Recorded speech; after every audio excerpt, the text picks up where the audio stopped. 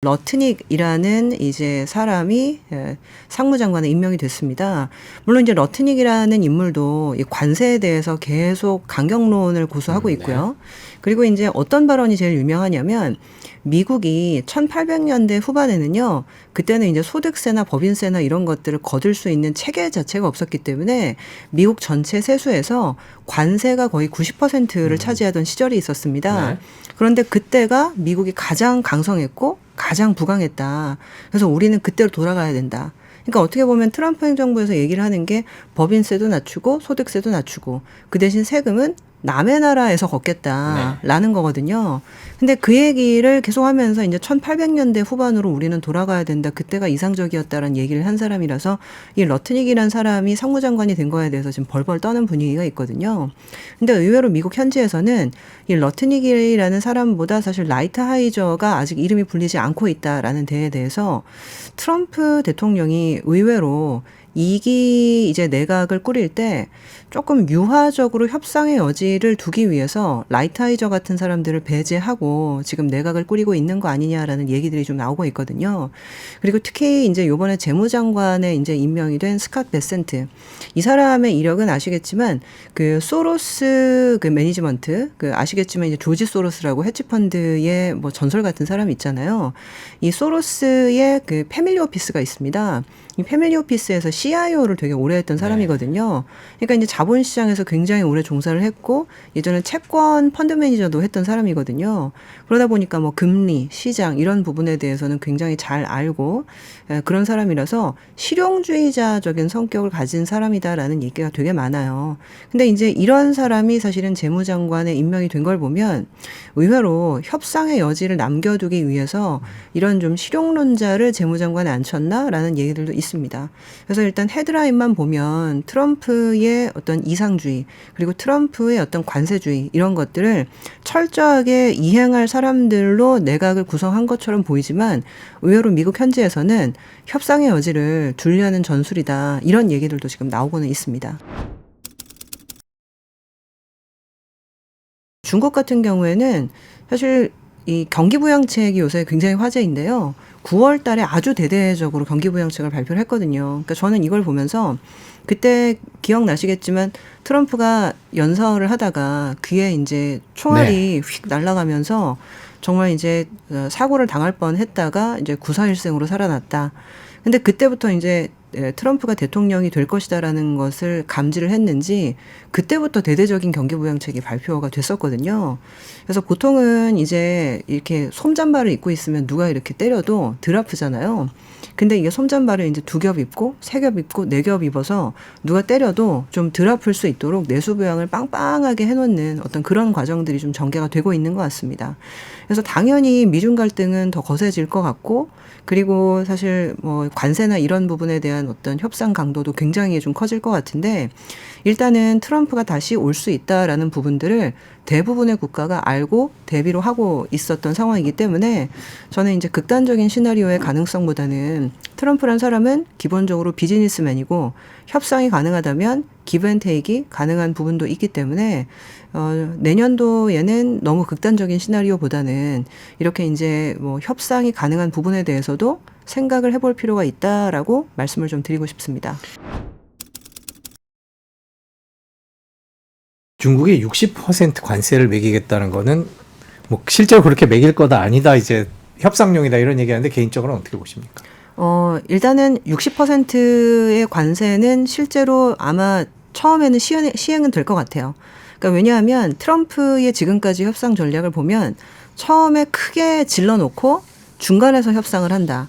지금 이런 형태로 계속 진행이 되고 있거든요. 그래서 아무도 왜 좀 맞불 작전이나 이런 것들을 좀 생각을 하시는 분들도 있긴 하겠지만은 일단은 처음에 질러놓고 중간에서 협상을 하는 그런 전략으로 가지 않을까 생각을 좀 하고 있고요.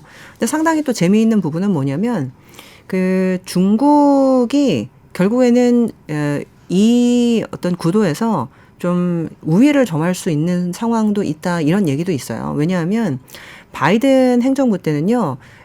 인도 태평양 전략이라고 해서 중국을 때리는 대신에 중국을 대신할 만한 파트너를 찾아야 되기 때문에 인도, 뭐 베트남, 그리고 호주, 뭐 일본 이런 식으로 중국을 대신할 만한 동맹국들을 굉장히 좀 띄워주고 그리고 이제 우리 편으로 끌어오고 이런 것들이 많았거든요. 근데 이제 트럼프가 얘기하고 있는 미국 우선주의라는 거는 미국 말고 다른 나라는 다 쓸데없다. 이러는 것이기 때문에 최근에 지금 10월부터 인도 증시가 굉장히 많이 빠지고 있거든요. 그래서 10월 달에만 인도 센섹스 지수가 한 6% 가까이 빠졌고 11월 달도 계속 빠지고 있고 그리고 이제 베트남 같은 경우에도 지금 2개월 연속 하락을 하고 있는데 이 이유가 동맹국이라고 여겨져서 어느 정도 수혜를 볼 수 있을 거라고 생각했던 시장들이 트럼프 2기 하에서는 사실상 힘이 빠질 것이다라는 전망들이 나오고 있다는 거예요. 그래서 이런 가운데에서는 사실 중국은 그렇다면 이 가운데에서 내가 내 편을 들어줄 사람들을 조금 찾아볼 수도 있는 거 아닌가라는 생각들을 할 수 있거든요. 그래서 저는 상당히 좀 재미있게 본 것이 최근에 중국이 갑작스럽게 우리나라 관광 비자를 좀 풀어줬습니다. 그리고 이제 우리나라만 풀었는 줄 알았는데 바로 며칠 전에는 일본도 풀어주겠다라는 얘기가 나왔고요. 그리고 내년에 우리나라에서 경주에 에이펙 정상회담이 있습니다. 그런데 이제 에이펙 정상회담에서 이제 시진핑 주석이 거의 뭐 한 10년 가까이 우리나라에 방문을 하지 않았는데 방한을 한다라는 얘기가 조금 나오고 있거든요. 그래서 결국 중국의 스탠스도 약간 이 트럼프 2기 행정부를 맞아서 바뀔 수 있다라는 부분도 좀 흥미롭게 지켜보셔야 될 포인트인 것 같습니다. 사실 정말 기이한 인물이죠. 그리고 이 사람이 아시겠지만 이제 경제 효율부 수장이라고 해서 디파트먼트 오브 가버먼트 이피셔시. 그래서 여기에 앞자리를 따면은 이제 DOGE 도지잖아요. 머스크가 몇 년 전부터 이 라이트코인인 도지를 굉장히 옹호했던 사람이라는 게 뭐 누구나 다 아는 사실이기 때문에 이 머스크가 임명이 된 이후에 도지코인이 바닥에서 한 2배 이상 올랐거든요. 근데 저는 사실 이 머스크 자체가 원래는 친민주당 성향이었던 거는 다 아실 겁니다. 머스크 같은 경우에는 그 트럼프 행정부에서 이제 민주당을 비판하는 부분들이 여러 가지 팩트들이 있는데요. 일단 보조금을 지나치게 많이 쓴다. 그러니까 쓸데없는 돈이 많이 나간다라고 생각을 한 거예요. 근데 이제 쓸데없는 돈이 많이 나가다 보니까 그 쓸데없는 돈을 채워 넣기 위해서 세금을 올릴 수밖에 없는. 그래서 지금 부유층 세금도 올리고 법인세도 올리겠다는 입장인데 그 부분 때문에 머스크는 자기 사업에 영향을 받는다라고 생각했고 이것이 미국의 경쟁력을 망친다라고 생각을 했던 것 같더라고요. 그래서 저는 사실 이 인물이 이렇게 정부의 부처의 수장까지 올라간 것도 사실 굉장히 대단하다고 생각을 하는데 이것이 이제 트럼프 행정부에 나아갈 발을 또 보여주는 부분도 있다라고 생각을 해요. 그리고 하나 또 재미있는 부분은 아까 지적을 하셨던 것처럼 이 머스크가 정부의 수장에 있는 한 중국과의 관계 개선 가능성은 언제든지 열려 있다. 이런 얘기들도 좀 있습니다. 아시겠지만 테슬라의 전체 매출의 한 35% 정도가 중국에서 나오고 있거든요. 그러다 보니까 실질적으로는 테슬라는 일론 머스크는 기본적으로 중국에 대해서 그렇게까지 부정적일 수 없는 부분이 있고요. 그러다 보니까 모종의 어떤 다리를 놓는 역할, 이제 교가 역할을 한다라는 거죠. 그래서 이런 부분들을 생각을 해보면 트럼프 행정부가 지나치게 극단적으로 갈 거다. 이런 전망들을 벌써부터 걱정할 필요는 좀 없을 것 같고 내년도에 아마 지금 수사 자체를 굉장히 공포스럽게 하면서 협상 테이블에 앉게 하려고 좀 겁을 주는 국면들이 있기는 있을 것 같아요. 근데 그 이후에는 좀 협상의 여지를 보이게 되면서 좀 스무스하게 전개되는 그런 상황이 좀 오지 않을까라고 생각을 하고 있습니다. 규제를 풀겠다라고 얘기를 하고 있는데 이 규제 푸는 것 중에 가장 선봉이 자율주행차입니다. 네. 그래서 지금 바이든 행정부에서 자율주행차가 아직은 위험하다. 그래서 뭐 각 회사마다 자율주행차를 생산할 수 있는 대수를 2,500대만 한정을 하게 하고 자율주행차가 운행할 때는 반드시 옆에 운전자가 배석을 해야 된다. 뭐 이런 규제들을 엄청 깔아놨었어요. 근데 이래서야 자율주행이나 이런 것들을 우리가 제대로 테스트를 할 수 있으며 그리고 이거를 우리가 좀 기술을 부흥시킬 수 있겠느냐라고 불만이 되게 많았는데 이 자율주행 관련된 지금 규제 완화를 가장 먼저 시도하겠다는 얘기들이 좀 있거든요. 그래서 생각보다 이 자율주행이라는 것들은 결국에는 자동차의 전장화 그러니까 이제 전기와 전장이라는 것들은 뗄래야 뗄 수가 없는 관계이기 때문에 제가 보기에는 아마도 이 전기차나 사실은 전장화가 좀 후퇴하지 않고 오히려 더 진전될 가능성도 분명히 존재합니다. 그래서 일단은 지금 시나리오 자체가 과거보다는 조금 더 비관적으로 조금 더 좀 부정적으로 흘러간 건 맞지만 일단 새롭게 규제가 완화되는 사이드들이 분명히 있기 때문에 그런 부분에서 기회를 보면 좋겠다. 이렇게 말씀드리고 있습니다. 네, 사실 저희 리서치에서도요. 이 가상자산이라는 거를 정말 하나의 에셋 클래스로 볼 거냐라는 문제까지는 아직은 합의를 못했어요. 네. 근데 지금 현재 미국에서는 그리고 금융시장에서는 이거를 에셋 클래스로 봐야 된다라는 의견이 점점 증가를 하고 있고요. 그리고 결국에는 제도권으로 편입이 되고 있다라는 부분을 인정할 수밖에 없다. 뭐 이런 얘기가 나오고 있습니다.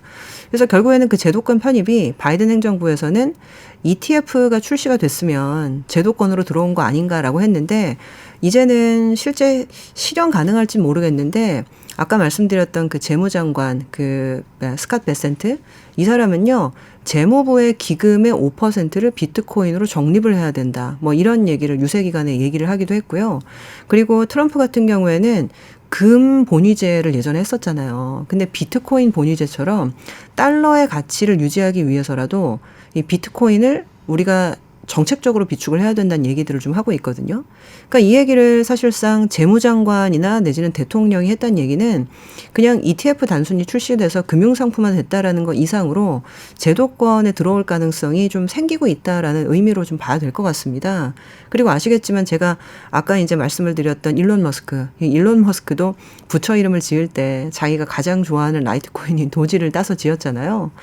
그래서 저도 사실 이 가상자산에 대해서는 아직은 이제 사회적인 합의가 이루어지지는 못한 상황이지만은 우리가 이제 이 에셋 클래스로 들어올 수 있는 부분에 대해서는 모니터링을 하고 있어야 되고 그렇다고 한다면 이게 이제 대부분 자산을 이제 운용을 하실 때 요새는 국내에서 이제 원화 자산으로 운용하는 것 말고도 달러 자산을 별도로 운용을 해야 된다. 그래서 해외 주식 안 하면 안 된다. 이런 생각을 많이들 갖고 계시잖아요. 근데 그런 차원에서 보면 달러 자산, 원화 자산, 그리고 가상 자산. 가상자산이라는 거는 결국에는 이제 BTC로 표현되는 하나의 에셋 클래스를 통칭하는 말이기 때문에 그런 얘기까지도 나오고 있기 때문에 일단 계속적으로 관심은 좀 필요하다. 그래서 좀 부상하고 있는 어떤 자산에 대해서는 지나치게 또 경시하는 것도 좋은 자세는 아니더라고요. 계속 모니터링은 하고 있습니다. 트럼프 시대 한국 경제와 미국 경제에 대해서 짚어봤습니다. 오늘 말씀 여기까지 듣겠습니다. 긴 시간 고맙습니다. 감사합니다.